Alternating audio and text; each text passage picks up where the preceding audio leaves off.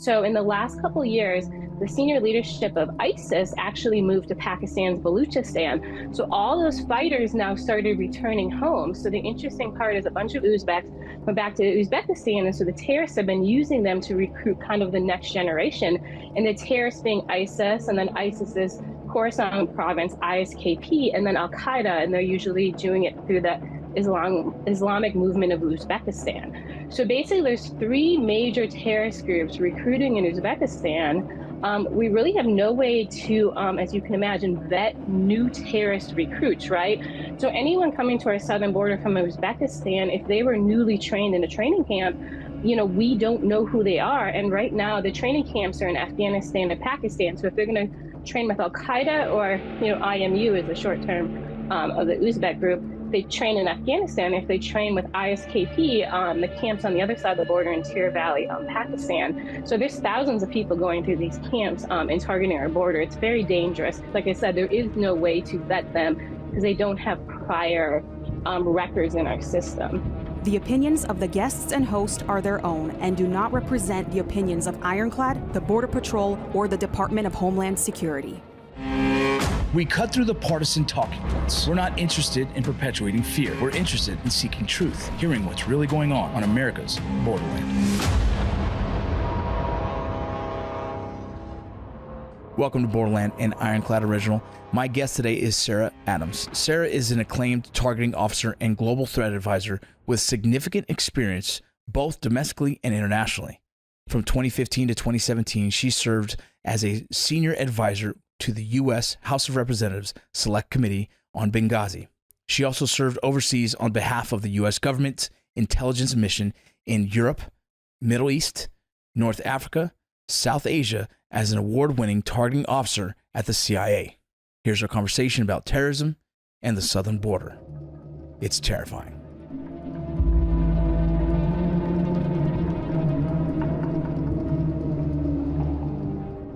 This podcast is about the border, right? And so, there's many different branches of this border conversation, from immigration to drugs to cartels, and blah, blah, blah, blah, blah, so on and so forth, policy, everything you can think of.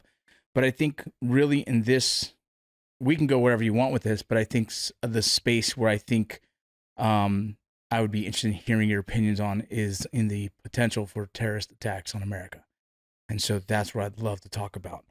Before we get started, if you wouldn't mind, would you mind giving a brief bio for the audience? Sure. Hi, I'm Sarah Adams. I'm a former CIA targeter. Right now, I actually I'm in the government still, but I work for the Department of Defense, and I'm working on research and development projects and programs. So mostly helping with big data analytics. So a little away from my old targeting career. So I'm not doing intelligence collection or anything like that. But on the side, I run a private investigation to identify the terrorists who committed the 2012 Benghazi attacks. And we've identified now 164 of those terrorists. So that's an active and ongoing investigation. And that's pretty much my background. I spent, about a decade at the CIA. I spent a couple years in Congress on the Select Committee in Benghazi, and then a few years in the private sector working with JetBlue. So I know a lot about aviation threats as well. I'm interested in hearing it all.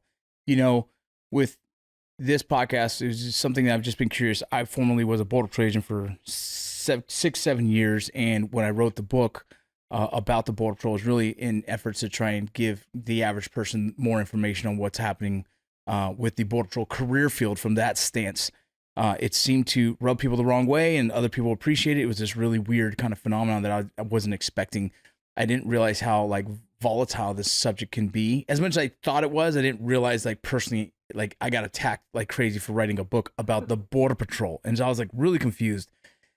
Then I started doing a lot of interviews and really kind of digging in deeper to kind of better understand it. And I was I partnered with Ironclad to do this podcast because I felt well, let's try and interview experts in their field in all the facets of this conversation. And when I saw you online, I was very interested in hearing your opinion on, what's going on.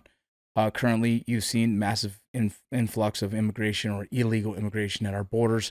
Some are masked as claiming political asylum. Some are claiming political asylum. Some are just smuggling drugs. Some are circumventing our system because they're trying to hide their personal identity And those are all concerns. When talking about this, you have this emotional pull both sides. One, people, someone I've interviewed before was like, there's no person that's illegal. Like that ideology, it stems from having empathetic views toward people seeking asylum.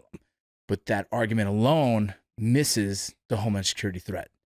And on the other side, the Homeland Security threat of like, close all the borders, don't let anyone in. And then it got like, okay, well, you're missing the viewpoint of someone who genuinely probably needs assistance based on their country's, persecution or whatnot and seeking asylum. And so, I think it's only fair to give everyone a fair voice and give them a platform to say their opinion. Yeah, it makes sense. I'm actually on both sides of the coin, actually, because I work on evacuating persons from Afghanistan. And then on the other side, I work on the threats against the persons being issued like fraudulent documents, in Afghanistan to come here, right? So I do see both sides of the coin. There is, of course, a humanitarian element of it, but when you only focus on, hey, let's rescue as many people as possible, et cetera, and you set aside things like vetting and stuff, you do bring in the bad apples. And one thing I like to tell people is one bad apple ruins this whole program for us, right? Like we get an Afghan in this country that commits an attack, it shuts down the program for all the good, allies we're trying to bring in, and it puts those people at threat. If I'm going to bring someone to America to keep them safe, I don't want them hurt here. And we have had Afghans killed in America since we brought them here. And so this is a really horrible thing. And I wish people would actually see that side of things and why we don't want the criminal elements coming here. Yeah, when you say you've had Afghans that you brought allies, guys who've worked with us, special operations guys overseas, then you've brought them here, helping them seek asylum, and they too have then been targeted and killed? Correct, yes. Who were they killed by? Is it the threat, I guess, if you will? Yeah, well, there's been numerous situations. Most of it has been, unfortunately, petty crime. We've had several Uber drivers killed or, or beat, those type of things. And then there have been some, within their communities. And the negative is we did bring in people we shouldn't have brought in, right? We've brought in war criminals, terrorists. Some of these communities are very difficult to be in, as you can imagine, because they know who each other is, right? And you really can't hide when you get into these immigrant communities, unfortunately, and people do get targeted. Yeah, and they tend to kind of find the culture that they, resonate with, and those Afghan communities become, inundated with more Afghan community or Afghans, and then I guess in that there's little factions in there that could potentially put you at risk. Crazy. Yeah. Well, the thing though, that the biggest risk though, unfortunately, is so they're getting identified in the United States, and then they're basically being targeted and lured back to Afghanistan. And it's different ruses, right? Like, we're going to marry off a family member of yours to a terrorist. A lot of their wives and children are still in in Afghanistan. The United States haven't finished the processing yet. It's a huge mess. So they're luring them back to Afghanistan because bad actors in America know they're here, they identified them, and now they're blackmailing them, bringing them back, they're kidnapping them, torturing them, and then they're saying, hey, when you return to the United States, you now work for us, you follow all orders, or we'll kill your entire family in Afghanistan. It's a very, very dangerous situation that people are ignoring, and it's a huge threat to our ally community. Absolutely. I'd never heard any of this before. I do know several other guys who have organizations that are helping bringing some of our allies back and getting them in through the asylum process. I do know one of the lawyers that I interviewed here, he asked for my assistance. So I would love to send you his information. Maybe you can help him with the same thing process. He's working with several Afghans that he's trying to get in. What is the vetting system that you guys use currently to make sure that you're bringing, allies that have, good intentions? Yeah, I mean, I obviously only help allies who I personally know or who were like the wife or spouse or family members of Americans. So those are the ones I have assisted. So obviously pretty much pre-vet, most of them had homes in America. The sad part is it was summer in Afghanistan. And so a lot of women and children went back to their homeland of Afghanistan, or at least where their parents were from, to visit the grandparents for the holiday. And then the men were here, obviously still working in America. So a lot of people who got left behind in Afghanistan were women and children. That's ignored completely. I had like 2 women and 8 children, all Americans, blue passport holders from Chicago. And I had to get them flown out on a private plane from a company down here in Tampa called Project Dynamo. And basically the CEO of it went over there himself and got them for me and put them on a plane. I mean, it was that bad that we had to have private American citizens go in and get these actual Americans. Yeah, I've never heard that.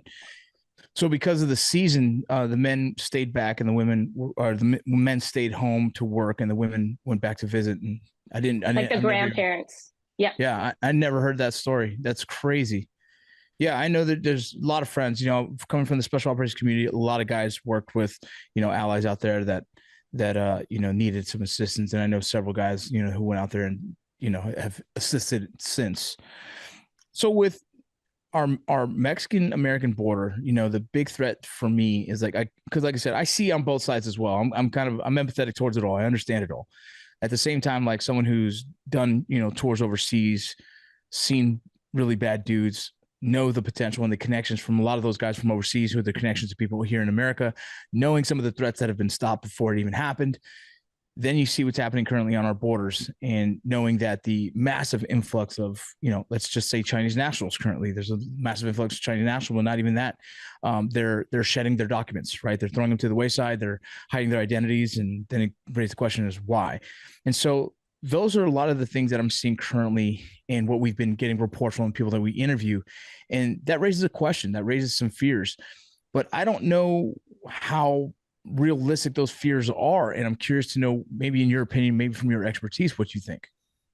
Sure. I mean, I think if we, put things in different classes, right? So obviously the China thing is a strategic threat, right? It's the fact that those persons have a loyalty to their country. And if they get called upon, they will serve their country, right? I think that's the biggest fear with Chinese. And really one of the biggest problems with them is numerous countries have no requirements. So in Ecuador, like a Chinese citizen doesn't need a visa, right? So they fly to Ecuador and come up. So they didn't even really need to do some sort of vetting process ahead of time to even come here. That's why it's also easy to shed their documents, right? They're kind of unknowns. But when you look at some of the other groupings of people, I mean, I spend a lot of time on Afghans, but let's just move over to other countries in the region. Let's do Uzbekistan, for example, right? So we've had 3,000 Uzbeks come into our country in the last 7 months. The really interesting thing a lot of people don't understand is, so a lot of Uzbeks went and fought with ISIS in Iraq and Syria. So in the last couple of years, the senior leadership of ISIS actually moved to Pakistan's Baluchistan. So all those fighters now started returning home. So the interesting part is a bunch of Uzbeks went back to Uzbekistan. And so the terrorists have been using them to recruit kind of the next generation. And the terrorists being ISIS, and then ISIS's Khorasan province, ISKP, and then Al-Qaeda. And they're usually doing it through the Islamic movement of Uzbekistan. So basically there's 3 major terrorist groups recruiting in Uzbekistan. We really have no way to, as you can imagine, vet new terrorist recruits, right? So anyone coming to our southern border from Uzbekistan, if they were newly trained in a training camp, we don't know who they are. And right now the training camps are in Afghanistan and Pakistan. So if they're going to train with Al-Qaeda or, IMU is the short term of the Uzbek group, they train in Afghanistan. If they train with ISKP, the camps on the other side of the border in Tir Valley, Pakistan. So there's thousands of people going through these camps and targeting our border. It's very dangerous. Like I said, there is no way to vet them because they don't have prior records in our system. How about this? What if someone comes from Uzbekistan and just claims political asylum? Are they able to claim political asylum from that country right now? I mean, maybe if there's some sort of unique group and the government, might have some sort of crackdown on them. But other than that, I mean, I don't know why we have an influx, as you can imagine, of 7,000. It's 3,000. It's very dangerous. Just a few years ago, we only had 700 Uzbeks for the entire year come to our border, right? So people need to keep in mind some of these numbers. Another really big problem is India, right? So most Indians, right? I mean, the poor class really is coming here, for what they say, right? An economic thing, which is what we hear from most people in Latin America. But there are members of ISIS flying on these flights. And the really interesting part is, I don't know if you remember in March, but one of the flights landed in Paris and they're like, what the heck? Who are these 400 Indians on here? Like the French couldn't vet them. Well, what people don't realize is those flights have now been diverted and they're leaving India and they're going to Benghazi. So they go to Benghazi, Libya, and then they're flying to Nicaragua. So 2 weeks ago, two flights, so two like big Boeings, like the whole 400 people, they left from Benghazi on a local Libyan airline that basically only flies to Tunisia and Turkey, and they landed in Nicaragua. So like 800 Indians. So private chartered plane, it's not clear they went through any sort of vetting process, and everybody on both planes was to come to the U.S. border. So we have to also look at these countries allowing these flights to land, allowing these unvetted persons that they know are just coming to go to our border. You know, the U.S. has a lot of carrots and sticks. Why aren't we putting more pressure on these Latin American countries, issuing these visas, offering these flight clearances? I'm sorry, Gadames Air it's like a dinky airline in Libya. Like no country should be allowing it to land. To be honest, in Libya, one of a very senior terrorist actually owns an airline. Like I wouldn't let a Libyan airline land on my soil to begin with. So it's just a huge problem. Yeah, that's scary. And most of those individuals, first of all, the cost of what that is, who's paying that, which always concerns me. The farther the trip, who's paying that bill? And it blows my mind because it's always a concern. Like, man, that someone has a lot of money. And for me, if you have that kind of money, why leave? You're the king of your own castle, wherever you're at. And so to come to our country, there's always a concern for me. I don't understand that. But not even that is, you know, they're chartering down to Ecuador and then they're making their way up through our borders. And then what? You know, like you said, there's no vetting system. Our system, I don't know how many countries we can actually identify their past history, right? Their past criminal history, but not a lot of them. And so people coming from India in that manner, yeah, those numbers have been through the roof as well recently. Yeah, and like some countries we can't vet at all, like Syria, right? We have no relationship with that government. We can't vet them. But the really smart thing is some of these people, like in Afghanistan, what they're doing is basically having these terrorists come in and then they're checking their biometrics and making sure they were never in our system before sending them to our border. So they're pre-planning to ensure we don't have biometrics on the terrorists they're sending. So they're being smart about this too. Man, that's that's crazy. I don't understand.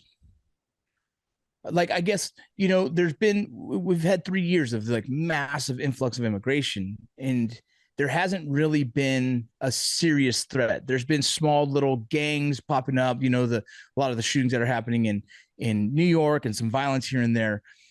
What is it that a terrorist organization is probably looking for the timing? Like when would they strike, or are they looking for an opportune time? I'm always curious, like, are they just sitting there? You know, it's almost like I've called it before, like the Trojan Horse. Like, are they just sitting here in America waiting for the right time to attack, or are they just coming to America and actually just trying to live a life and try and go straight? I don't understand it. And I'm just kind of curious. Maybe is there intel out there that kind of has, you know, an idea of why we're just kind of sitting stagnant right now with no threat currently? Yeah, I mean, I can't speak to every group, unfortunately. You know, we recently did have the strange situation, though, you know, at the Marine base by the Jordanians. You know, one was on the terrorist watch list. It's been completely covered up, right? But the thing is, so if we just talk Al-Qaeda, so Al-Qaeda senior leadership is based in Afghanistan. Basically, they do have a plot in place for the U.S. homeland. It's multiple coordinated plots. It's for 2025. And that timing is contingent on what happens in Gaza, because they are supplying a lot of new trainees and recruits right now to fight in Iraq and Syria. It's being completely covered up and only called ISIS, but they're attacking U.S. and Israeli interests there. So as of now, it's slotted for 2025. So they're basically pre-training and pre-deploying all the terrorists actually to the United States, but they've actually made a whole new model. So, you know, in the old day, they would make like a terrorist cell, and then you'd have the leader of the cell, and then they would all train together, and then they knew what they're training for and would practice and all those things. Now they're pre-training, and one of the things they're pre-training in is, interestingly, urban warfare. They're forward deploying the commanders to the US, and they're also doing this to Europe. And then in the future, that commander will be the one that tells them, okay, this is what you're hitting. So even if you pull these people in the secondary, you might get them to admit they went to like an Al-Qaeda training camp, but they have no clue what their target is. They don't. There's no way to get it out of them. They're not taught it. in Afghanistan at camps because they don't want us to get ahead of it. So they've also been really smart about how they're preparing for the future attack. And this is going to basically be the big one. That's the retaliation, as you can imagine, for Osama bin Laden. Oh, man. I haven't thought about that. Man, and that's just, that's just information from one country. I guess, is China a threat to us in America? Yeah, I mean, China is a major threat to us, right? The scary thing about China, though, is they're patient, right? They'll spend 100 years to do their objective, So one of the things I've seen, they're really smart. What they did in Turkey is they kind of wanted like command and control of like the airport, right? So the interesting part is they started buying obviously all like the power lines around it. They paid for all the infrastructure of the roads to even now where they run like the tower, right? When planes come in, the Chinese government basically run it. And so now the whole area within who knows how many miles of the main airport in Istanbul, the Chinese run, right? They're very smart about making sure they have this control of the infrastructure for when they need it, right? So we even see like simple things in Afghanistan because they're now in Kabul. They're wiring the entire city almost like a smart city with CCTV, right? Why are they really going to need that in Afghanistan? It's not for the Taliban; it's for the Chinese to be able to use it in the future for whatever they believe is going to happen. Obviously, they likely believe the Taliban will fall, and they're preparing for a future regardless. But other things they're doing there is like they've made a deal with the Iranians, for example, to move oil across Afghanistan to China. They're not even doing it yet. They're saying, hey, if the U.S. does a blockade and we can't bring up oil from like Africa and South America, like we're going to need another place to do it in. And so that's like a deal they're brokering, in Afghanistan, and no one's paying any attention to it. So China's very smart. They're thinking the long game, and it's a lot about infrastructure, right? Like if they control huge portions of our ports or huge parts of our electric grid, they can turn things off and shut things down when they need to, and if they need to, if a war happens. So that's the way we should look at China. Very long-term threat, very systematic, and they're way ahead of us in their planning, in preparation for this. Yeah, I've kind of always thought like there's a weird psyop from them happening ongoing through social media, through film and television, through, so on and so forth, but also like the purchasing of land and supporting infrastructure down in South America, right? That's happening as we speak. And that's like, man, that's weird, but also purchasing of land here in America, internally, right? And so all of that is a concern, you know what I mean? I think maybe the average person doesn't hear that. I know sometimes I'm surrounded by, people in the government who always talk. And so you hear these things, but those are all concerns of mine. In the intel world, dissemination of information seems to be not slow, but like acted on. Like you always hear things like 9/11, like, oh, the FBI knew that this was going to happen, but no one acted on it. Or all these events. There's a lot of events I could say an example. What is it about the intel world that we're not taking action? Is it almost like the boy who cried wolf, too afraid to make the wrong decision, or what is that? I think, unfortunately, it's become this politicalization of our intelligence and law enforcement communities. I won't say what organization they were in, but just a few weeks ago, I talked to someone who was pretty senior, and we were talking about the border, mostly from the terror side of it, because I was concerned. And they said, Sarah, we've been giving marching orders. The only things we can talk about and the only things we can focus on is the feeder country. So like where illegals are going and blame them. So we can blame like a Brazil, we can blame an Ecuador, we can blame a Nicaragua, but we can't talk about enforcement on our own border and our own policies. Like it's like there's basically a steam down on that. And so a lot of people have to realize a lot of these decisions are made to appease politics and focusing on the next election. And we keep doing our national security in these cycles, and it's very dangerous. And we're only hurting our national security. And obviously the enemy, no matter who it is, if it's a terrorist group, if it's a drug cartel, or if it's a nation state like China, I mean, they're taking advantage of this. And even China is really smart. We talk about, oh yeah, the Belt Road, and they have all this infrastructure in Latin America, but just the relationships with the cartels like are very concerning. And, and it's something we should focus on. Like even when we talk about Afghanistan, like the meth coming out of Afghanistan, it's the Taliban or it's Siraj Haqqani, the Haqqani network's doing with China. and they're bringing it to Mexico. So both the Haqqani network and China have very established relationships with the drug cartel networks. I mean, those relationships aren't just in Mexico. Now, when they come into the United States, those relationships are enduring, and it's very dangerous when we get people from any of those countries who have these kind of relationships in our country, because it isn't just about terrorism. There's a lot of crime involved. Yeah. It's like when I don't talk about this per se subject often because it is like intimidating. Right? I could talk about illegal immigration. I could talk about the drug trafficking. I could talk about, transnational organizations that are all involved in this whole trafficking deal. But when you start talking about potential terrorist threats and potential, future threats on this country, it gets scary. It's something that I think a lot of people aren't ready to hear or uncomfortable to hear, because then you almost fear. It's like fear mongering in a way, but it's not. Like those who are in high positions have been hearing these threats or have been hearing these ideas. And like currently right now, like I don't know who doesn't feel the same way about the way the kind of the border situation is happening right now. Remove politics and just what is happening right now has to be scary for the average person to see, because those of us who spent a lifetime chasing the worst dudes ever are always intimidated by like, well, that's an easy area to egress or to come into this country. Mm-hmm. For me, from a tactical standpoint, like, well, if I was going to be the bad guy, I would do the same. You know what I mean? I'd find the fastest way of approach or the easiest approach of what's working, and I'd use that. And then I'd kind of find my way, hide myself in that country, in plain sight, if you will, and then just wait for the call, wait for the time to do my job. And that's seriously scary.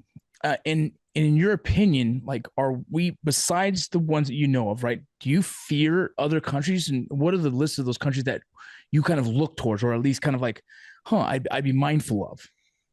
Yeah, I mean, I think the top is Iran, right? If we're talking terrorism, they're our biggest threat. They have a hidden hand, be it Al-Qaeda, be it Hezbollah, be it Hamas, be it Taliban. They have a relationship with all these groups, right?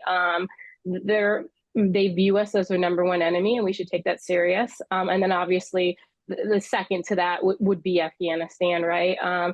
Leaving Kabul the way we did, we created the greatest terrorist safe haven to ever exist. Al-Qaeda alone has 30 training camps right now in Afghanistan. I try to explain to people, after the fall of Gaddafi, Al-Qaeda did go and try to create a base in Libya. They had about 5 training camps.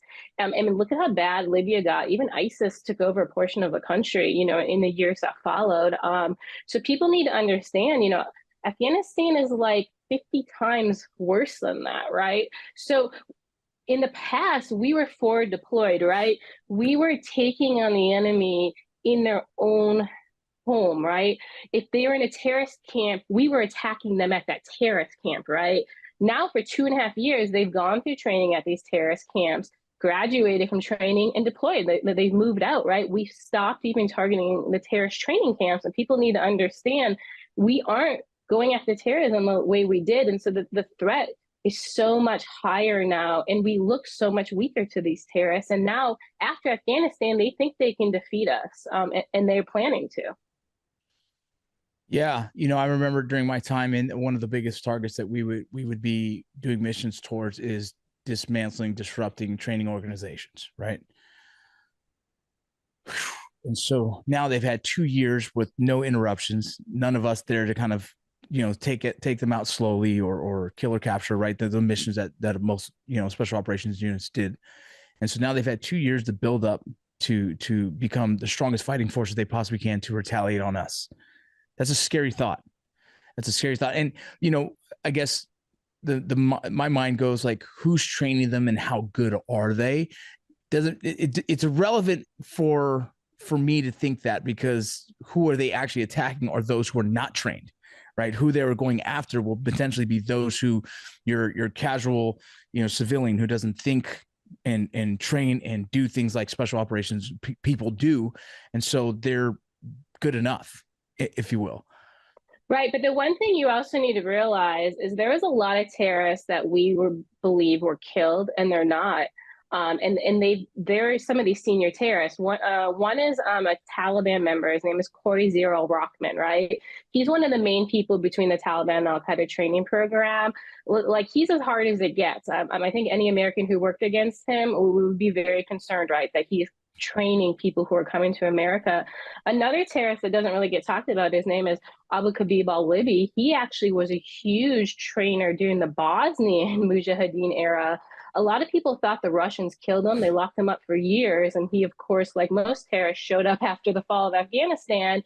And he is now one of the senior trainers. So they do have people who've been in the fight 20, 30 years. They fought in Iraq, they fought in Algeria, they fought in Libya, they fought in Afghanistan. These are very seasoned trainers. They're very smart. A lot of them have been detained by us, or at least another power, like even being detained by the Russians, right? You learn a lot about your enemy. You learn a lot about your enemy's gaps, and then you learn different ways to work within the boundaries of how your enemy does things, right? And you get really smart to stay off their radar. This is scary. All right, I'm gonna, and if I have to cut this out, I will. I don't care. But I was contacted by someone recently and said I should be looking into a specific organization. I'm going to say the organization, and you let me know if you've ever heard of it, and maybe if you're interested, tell me what you know of it. But an Organization of Islamic Cooperation. Is that a familiar term to you? No, I mean, I don't know really that one. To be blunt, I know it comes off conspiratorial, but really one of the biggest issues, in the United States is, unfortunately, the Muslim Brotherhood. They are kind of the financial force behind kind of like all the NGOs and the type of the do-gooders, right, who actually are bringing in terrorists. They're banned in multiple countries, right? Like the Emirates, Saudi Arabia, even Qatar has them banned, but in the United States, we don't have them banned. And I really think they're one of the biggest problems. Now, when you look at an organization like that, and then you look down their funding mechanism, to be honest, it's likely going to be the Muslim Brotherhood, or it'll even be someone like Al-Qaeda. Al-Qaeda is a multi-billion-dollar organization. They run as a business more times than they run as guys with guns. And a lot of people lose sight of that, right? Like, so the Hajj travel to Saudi Arabia years ago, Al-Qaeda's like, hey, we should get in on this. It'd be really smart, right? We get into the consular sections at embassies. We get into travel agencies. It brings us visas. And so Al-Qaeda now runs a huge percentage of the Hajj travel for the entire world, right? So we have to also look at terrorist groups as businesses. And then even when you bring up, a company like this, double check that they don't actually link back to things like Al-Qaeda or the Muslim Brotherhood, because most do, because that's where the biggest dollars can come from. You can't, unless a foreign government is funding you, like Iran, there's only certain places that can put billions into you, as you can imagine. Yeah, I have a independent journalist that's like, hey man, this is what I've been finding, and so we're gonna look further into it, for not just for the podcast, but just to deeper dive. And I'm curious about it. It's who they believe is helping a lot of the trafficking from transnational organizations all across the world, and so it's an interesting thing. But I thought it might have kind of aligned with some of the things you were talking about. Well, one thing I would really focus on, though, is Turkey, right? I mean, we talked about those Uzbeks that came to the border. A number of them actually link back to ISIS networks in Turkey. The ISIS networks in Turkey are very powerful because they supplied the Syrian civil war, and the Syrian civil war has been basically the greatest jihad in the last 10 years. And that's pretty much where I think most trafficking of terrorists falls back to would be Turkey and the organizations around who supplied fighters to Syria. I'm curious for the numbers of Turkey that's been entering into this country illegally currently, but I do know there is a massive number of uptick of that exact country. Which, yeah, I mean, it wouldn't surprise me, but the Turks, they'll move they move so many Libyans, they move a lot of people from Tunisia. I mean, a lot of North Africans are getting actually moved, by the Turkish government, to Syria. So it is a big problem, but they also, as you can imagine, have the power, the influence, the connections, because they've been doing it for so long. they have the networks. And that's something we always have to keep in mind, right? Who has these historic networks to do X, Y, and Z, right? Even if you talk about like weapons, right? The weapons moved to Hamas, for example, right? Well, who had the historic networks, right? Obviously, Al-Qaeda in Libya is one, right? Al-Qaeda in Afghanistan is one, right? And so we always have to remember, too, this really goes back to a lot of the old actors, and they enable all these type of things. Scary. Scary stuff. I'm just trying to wrap my head around, how as a country, let me ask this question, how as a country could we make steps in our government or policies made that can help protect our nation even more so? Because right now it feels like, things that are in place aren't in our advantage to protect our homeland security. Yeah, I mean, I know people call it racist, but I do believe in bans on countries that we can't get background checks on, right? So Syria, for example, if you're not going to give us background details on your citizens, right, they'll never come to the United States. There should be a travel ban. There used to be one in Libya. Libya didn't even have things like social security numbers for the country, right? They've now been forced to improve those type of things, and obviously they're not banned anymore, but that is important.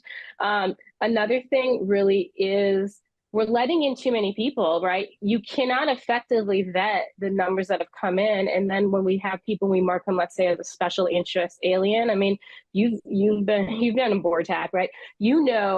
How many resources it takes to surveil someone, right? So when they come in the country and we're like, oh, they're special interests, nobody's following them, nobody's tracking on them, nobody's seeing who they're making acquaintances with, right? So we need to actually significantly limit who's coming into this country. And then we do need to probably increase resources on vetting. And then honestly, I know people aren't going to like it, but we're going to have to start deporting the criminals and terrorists we've brought in, right? And like they need to go through processes, they need to go through a legal system, and then they need to be sent home. Yeah. The one thing I do know that the Border Patrol, when they do apprehend someone who pops up with a former or past criminal record, they are deported. And I'll say this, I know there are certain sectors I know for a fact I don't know about across the board because it seems like every sector or every state has kind of different policies in place for their own. But I know that there's a good portion of people who are definitely getting deported once they've identified that they have prior criminal history. But yeah, the problem is though, if they don't know who they are, it takes time, right? So if you dropped your ID or even you have a fake ID, now you have, I don't know, some Brazilian passport, right? And then a year or two later, we decide, oh, you slipped through the cracks, right? We need to be a lot more aggressive on finding the people who slipped through the cracks. They weren't vetted properly. Also, we really need a lot more people with common sense to be sitting down, right? If someone says they're from a certain country, I want someone in the room from that country to have a conversation with them so they can be like, yeah, I spent an hour with that guy, BS, he ain't Syrian, right? Or whatever he's saying he is. We need a lot more of FaceTime with these people, really to have people make those decisions. I know it's extra resources, but, we're talking about the national security of our country. And, we used to be really good at these things. And I think it's fallen by the wayside. Yeah, I think after 9/11, it's like right away, we're reactive, not proactive, right? And so, hey, now we're very, very particular about our things, Now we still have TSA who seems to do pat checks on me every single time. But, all the implementation of these things happened because of 9/11. But then after years of nothing, right, or to the public eye, nothing, then it kind of gets more laxed. When I was a border patrol agent, I know, everyone claimed they were Mexican, right, because they wanted to get deported back to Mexico to make the trip faster. And then right away, with basic conversation of Spanish, there's different dialects or different right. words for different things, and you're able to identify that. And so, yeah, I can see that. It's interesting. Let me ask this question. Say you find some information on the border, right? And it seems to be sensitive information. What's the 3-letter agency, or what's the agency that's actually going to take action and doing something about it? Because right now it feels like I don't know what that is. I'll say that. I don't know what it is either. Obviously I've worked as I told you, Afghan refugees. And when you work on an area like that and with so many different Afghans, as you can imagine, I've come across bad actors, right? And I've tried to report it here and there and everywhere, right? And there is no mechanism to where there's people I've reported. One guy actually, he's Taliban, beheaded his own wife. He's still processing to come to America.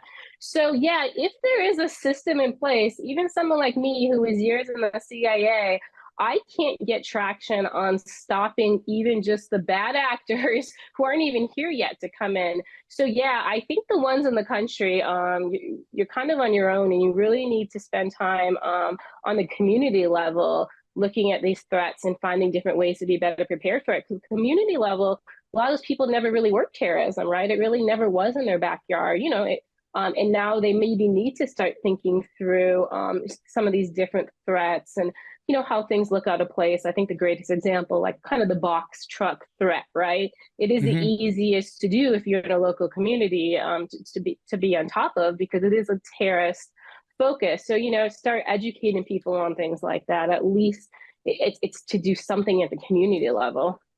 That's scary to think that someone that was at your level in the government, still works for the government, doesn't have an answer for where we can report things that we know can be a national threat. And I mean, you could I've do the seen it FBI personally. tip line, but you don't know if they don't get back to you. You don't know if they contacted anyone. There's no follow-up. Is that normally an FBI probably process, or is that Secret Service? Is that CIA? Like, who would probably fall under the jurisdiction? We don't know, right? Yeah, I mean, I feel like you'd think it's FBI, and then FBI would say it's somebody random, like, I don't know, like something at the border or HSI. And then someone would be like, oh no, if you're complaining that they might be on a fake visa, that could be like Department of State's command center. Like it's really like nobody's taking the wheel, and everyone has a different opinion depending on what you're saying that they're doing wrong or what crime they're committing as part of their movement to the United States, right? Is it a trafficking component? Is it a visa fraud component, right? Are they a terrorist, but a terrorist never watch listed? That's difficult, right? You got to just get someone to believe you. Oh yeah, trust me, bro, he's a terrorist, right? So it's like this whole system that doesn't actually work well together. Yeah, that's the problem. It's the dissemination of information across all letter agencies. You know what I mean? And this is definitely something I think that needs to be addressed. We need to find, maybe it is Department of Homeland Security stands up a whole new section. Maybe someone takes over this department and actually does something about it. Maybe it's the FBI. I don't know what it is, but I've had people call me like, hey, I know for a fact this. I'm like, man, I don't even know where to send you. I have a ton of friends in the contracting world. I have a ton of friends who have been all the different spaces with your department, everything, and no one has an answer for that. Like, I don't have an answer for it, and I work for the Department of Homeland Security. So it's like, you know what I mean? So it's how crazy is that's a concern currently right now, and no one knows where to go. Right. Yeah. I mean, it's crazy. I complain about this all the time, just for the movement of terrorists. Remember, our attackers, we don't even have most of them watch listed. We can't find someone to watch list the terrorists who came and killed 2 CIA officers and an ambassador and another State Department officer. That's how bad it is. There's not even a system to effectively do that. If something's not generated and auto-generated inside the U.S. government, it's very hard to get outside information into the government and to get them to take it seriously. How, just slight change of subject. You've kind of worked in the space of this. I assume with CIA, but do you believe there's spies in our country? Oh yeah, of course. Absolutely. Okay. And say, what is the process for that? If you identify someone you believe might be a spy, is there a process that for sure for that one? I don't exactly think there is. I actually got information on the double agent late last year. Luckily, they're not in the United States. And so I was like, I'll pass it to the CIA, right? That makes sense. And I've never even got a response on it. And that's a double agent. So yeah, if there is, I'm assuming it's a counterintelligence department at FBI is who I'd assume you pass it to. Now, how you get it to them and have to send it to some random tip line and hope the person working the tip line understands the nuance of it or the importance of it, I just don't know. I have a big problem, as you can imagine, with like the rewards for justice. That's where people are supposed to go for terrorism type of stuff. And I send foreigners there all the time. They end up interacting with someone who has no idea what they're talking about, as you can imagine. They say weird things like, send me everything you know. I had a guy, he's been working terrorists 40 years. He said, Sarah, this chick told me to send her everything I know. He's like, I have like full hard drives of terrorist information. Like, what is she talking about? And he finally just ended the conversation. He's like, this person's incompetent. Like, think about it. Those are who foreigners even have to interact with to pass off information. I've interacted with Rewards for Justice and actually ended up blocking them.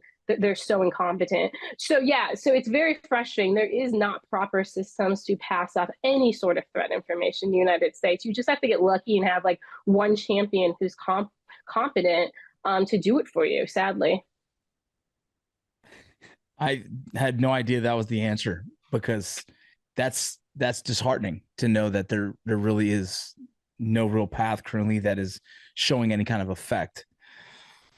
The Mexican border, obviously they have a new president, and I'm not sure. How do you feel about the new president? Do you know anything about that? I mean, I don't know anything about her to make an opinion, unfortunately. Yeah. The Mexican side of our border is a intimidating one, because it feels like there is no real order to the control of the cartel or any kind of criminal organization. It feels like they kind of, they're free to do as they please. And that becomes a concern. The last person I interviewed said that the cartel was mentioning to him as a journalist. He's a journalist that is close with the cartel and reports on them. They're excited to hear if Trump wins, because that would mean that it's harder to get across, which means the prices for crossing go up, which is the kind of thing that like I never expected to hear in that conversation, which, this is the concern I have. It's like I feel like, with people like you with your experience and the people like him with their experience, I'm not seeing answers that put America in a place where I can feel safe. And that's scary. I mean, I think one of the issues we get our head wrapped around it with, right, is hey, these cartels are so powerful, right? They control Mexico and we can't do anything about it. I think the thing we can do something about and we don't is basically when they cross our border, right? I mean, there's U.S. companies, U.S. persons assisting them, in the trafficking of whatever it is, or involved in any sort of crime they're involved in. Like, we do have power to affect the people in the United States, right? Like, we really need to be going after the enablers of these cartels in the United States, and making the business difficult for them. And I really don't think we do things like that. I think we view the cartel issue as outside or in Mexico, and we don't view the networks the way we should and target them the way we should in the United States. And it's for multiple reasons. One, they're in the United States, right? They're now basically a U.S. citizen status. It makes it more difficult. And sometimes when something's more difficult, people aren't going to go, die in that hill for it, right? They're like, we're going to stick to the low-hanging fruit. I'm not putting my neck out or my career out to go after this, whatever, this gang network in Maryland, right? Like, it's not going to benefit my career, for example. And it's a huge broken system we have going. And I think maybe we should rethink how we classify U.S. citizen status to allow more operations to occur in the United States. Yeah. One of my guests talked about how, he believes there's cartel inundated throughout, America, for some reason, when there is, a killing that is connected to drugs and cartel, it's not talked about as publicly for some reason. Right. And that's just a crazy concept. Jason Jones, we interviewed him, and he's just fascinating. He's here in Texas, and he's doing all the work he can to kind of exploit that. For those who, when I talk about 9/11, I've talked about several times publicly, and people come back and say, yeah, but those people were all here on a visa. They were here legally. And so then the threat that they posed the conversation that the threat of a terrorist attack because of the illegal immigration is, again, fear mongering, because anytime there's been a terrorist attack in here, it's been a citizen, American citizen, or someone who's here legally. I would love to hear your opinion on that. Yeah, well, actually, they were here legally because Al-Qaeda determined at the time that U.S. student visas were the easiest visa to get. And that's why they chose to get them student visas. Now, Al-Qaeda has decided, hey, it's easiest just to go over the U.S. southern border. And so they're sending terrorists to Iran, to Turkey, and then they're flying to places like Brazil and whatnot and coming up. So the terrorists at different times will make different decisions. So yeah, the student visa was easiest then. That's why they targeted it. Taliban has even made a slightly different focus. They've said, hey, since all these countries, not just US, are so willing to bring in Afghans, let's actually hunt down who actually at some time is a Taliban and served with the US government or the British government or the German government and can go through a legal refugee process, into those countries and then operate on our behalf. So they still are looking at the legal visa processes and seeing how they can do it. Another thing too is what a lot of people don't realize, this war has been going on for 20 years. Like Al-Qaeda, for example, has visa officers at embassies, right? In Turkey, an Al-Qaeda leader was running like the Libyan and the embassy in Malaysia and issuing visas for years to terrorists, right? In Afghanistan, you can go there from any country and get an Afghan passport, right? You can be Iraqi, Egyptian, Syrian, it doesn't matter. So a lot of people need to realize too, there are now terrorists within these legitimate networks, and they're still trying to get legitimate visas, as you can imagine, because it puts them in a better position wherever they go. Yeah, that's like loopholes that people are not seeing. Mm-hmm. There's tons of loopholes. Almost any country could come here currently and claim political asylum, and they get the opportunity to stay here until their claim is met by an immigration judge, right? And in that time, if they have a baby here, now they have another argument to sway. It's an interesting conversation. Yeah, and I actually get that argument a lot. I get, hey, Afghans haven't been involved in these terrorist attacks in the United States over the years, so they're not a threat. It's like, no, their passport used to be super weak. It was very, very difficult for an Afghan to get a visa and come to the United States, right? Now it's so easy. They get a tourist or humanitarian visa somewhere in Latin America and they come straight up, right? So the threat landscape has changed because the freedom of movement for some of these people, right? Be it the Indians, Syrians, Chinese, gosh, there's so many Africans seeding their way into the pipelines in the United States, right? This freedom of movement has changed that calculus.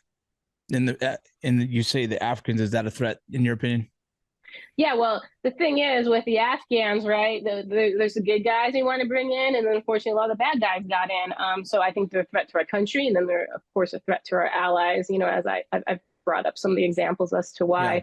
Yeah. And remember, a lot of these Afghans are well-trained too, so that's another thing you got to keep in mind. We should be most concerned about persons coming from the locations where they actually have had quality training, right? Because they are going to be the biggest threat here in the United States. And I think that's why even people worry about things like the Chinese, right? Like, hey, have these men been through military training, right? That is important. That's an important piece of the calculus. Yeah, and then you mentioned Africa. There's been several operations from special operations out in Africa trying to dismantle some of the ISIS training camps that are out there as well. And so that makes Africa part of the concern as well, right? Oh, yeah. Yeah. I mean, and in Africa, there's been wars going on for years. I mean, children go to training camps in Africa, right? I mean, and they're highly trained there too. And remember, in the United States, there aren't that many people trained. I know that sounds really bad, right? But we have a very small percentage of our country who served in the military. We have a very small percentage of our country compared to some of these places. Like some countries, it's a forced mandatory military training, right? So, we need to keep that in mind too. Don't just, look at a book and be like, oh, he looks fine when he could have been in special operations. There was actually a very senior ISIS leader. He had been the head of special operations for his government's military in Tajikistan, right? He ended up joining ISIS and was one of the best commanders, right? A number of our Benghazi attackers had spent time, in their military before joining a terrorist group. And we see that all the time, in the Pakistan region as well. Like even people serve their entire career and then they don't really know what to do after and they join a terrorist group. So it's very dangerous. Absolutely. Biden just passed a bill that's going to ban anyone trying to attempt to come into the country illegally and seek asylum.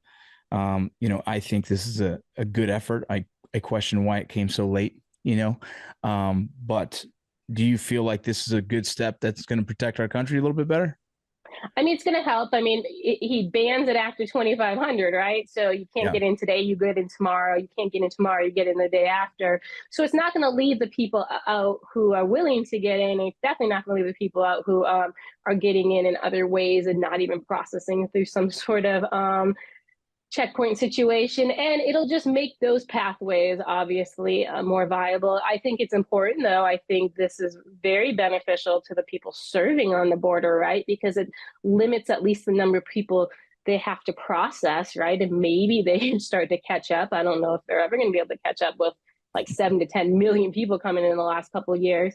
But, people have been asking for this. The thing is, he reversed so many policies. This is now, oh my gosh, this is the second most important topic to American voters. So now we have to do something about it. And unfortunately, it's just politicking. What's the first? What you said it's the second biggest conversation. Economy. The economy. Yep. Yeah, I think it's timely. I think it's kind of if he's trying to please the American people, it's the right time to do it, because it's such a big conversation. Personally, it's nice to see something. I know right. For the political side of it, the game, it sucks, but I'm glad there's something being put in place to kind of slow down a little bit.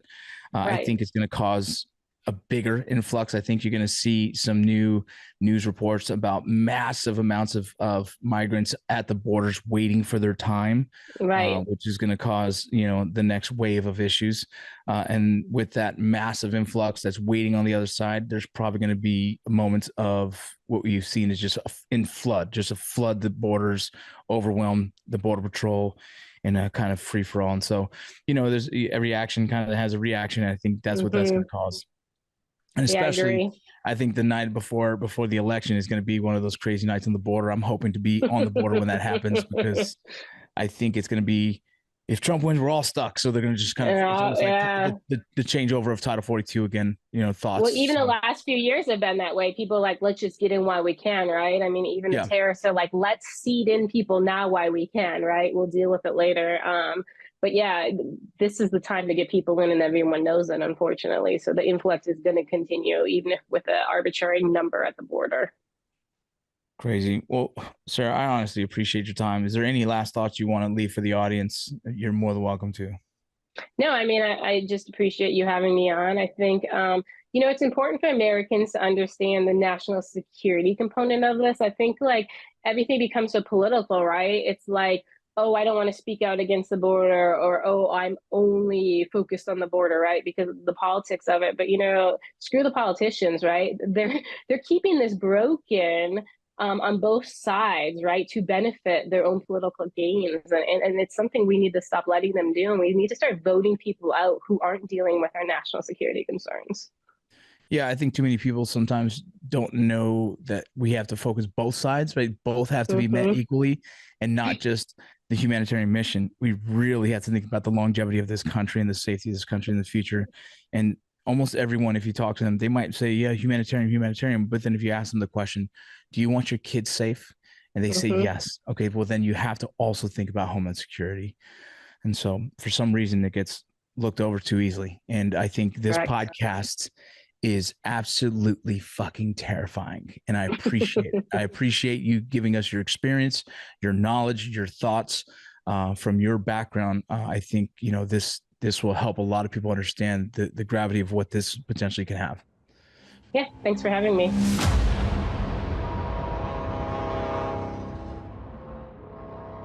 Thank you for listening to Borderland, an Ironclad original. Don't forget to give us a like and subscribe everywhere you get your podcasts, and on YouTube at This Is Ironclad.